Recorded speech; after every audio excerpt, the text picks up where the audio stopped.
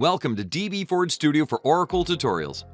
In this video, we will be showing you how to install and run dbForge Studio on Ubuntu using Wine. So what is Wine? It's an open source compatibility layer that implements the Windows API on top of Unix-like operating systems. Thus, it allows Windows applications to run natively on Linux, macOS, and other Unix-like systems without the need for Windows. Wine translates Windows API calls into equivalent calls that the host operating system can understand. This enables many Windows applications to run directly on non-Windows systems. In this video tutorial, we will be using Wine to install and run dbForge Studio for Oracle on Ubuntu. However, due to some components failing to install properly using Wine, we will also need Winetricks, a script designed to simplify the installation of various redistributable runtime libraries needed to run some programs in Wine. In our specific scenario, certain .NET libraries encounter installation issues when using Wine. Therefore, to address this challenge, we will rely on Winetricks to provide the necessary assistance in ensuring the proper installation of these libraries. Now that we've covered the theory, let's dive into the practical steps to install and run dbForge Studio for Oracle on Ubuntu using Wine. First, open a terminal. In Ubuntu, you can do this by pressing Ctrl-Alt-T or searching for Terminal in the application launcher. Now we need to make sure our package lists are up to date, so we run the corresponding command. Let's proceed by adding the winehq repository and installing Wine.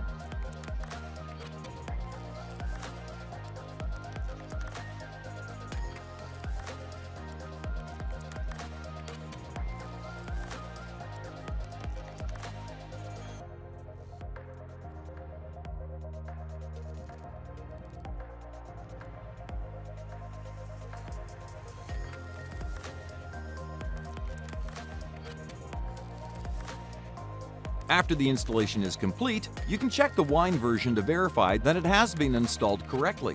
So far, so good. Wine is now successfully installed in our system. Now we enter a command to run Wine in a separate 64-bit environment. It creates a custom Wine directory and launches the configuration tool. Wine does not automatically install the mono package required for .NET applications to work correctly. Therefore, it displays the following dialog. In it, click Cancel. We will be using Winetricks to install and run .NET libraries. Well, step 1 is done. Now we are ready for step 2, getting Winetricks on board. To install it on our Ubuntu system, we enter the following commands.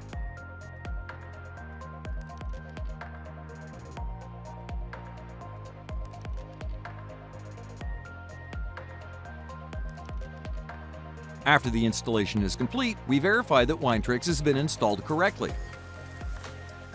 At step 3, we will run Winetricks within an isolated environment to install additional software, specifically the .NET framework. For this, we will use the following commands. Note that .NET version 4.7 is sufficient for the successful installation and operation of dbForge Studio. However, it may not install correctly under Wine. Therefore, we recommend installing and using a higher version of .NET such as 4.8 for improved compatibility and performance. The .NET installers will guide you through all the steps. You will need to agree to the license terms and click Continue to proceed.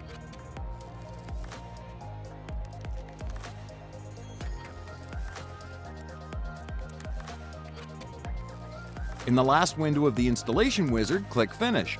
With your environment set up, it's time to download the Studio.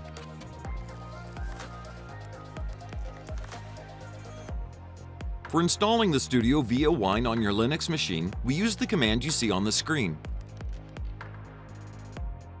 The provided command sets up a 64-bit Wine environment with a custom WINEPREFIX directory and then runs the Studio's installer located within the directory within that Wine environment.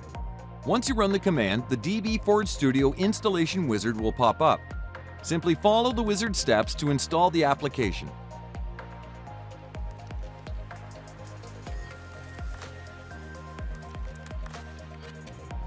To launch dbForge Studio with Wine, input the command that's currently on your screen. It specifies the Wine prefix and the path to the Studio executable within that prefix. After you run this command, the Studio should launch. Now you're equipped with a powerful tool that can greatly enhance your workflow, making database development, management, and administration more efficient and intuitive. If you haven't tried dbForge Studio yet, you can download it for a free 30-day trial and level up your database management from day one. That's all for today. Give this video a thumbs up if you've enjoyed it, share your thoughts in the comment section below, and subscribe to our channel to get the latest database tutorials. Thank you for watching.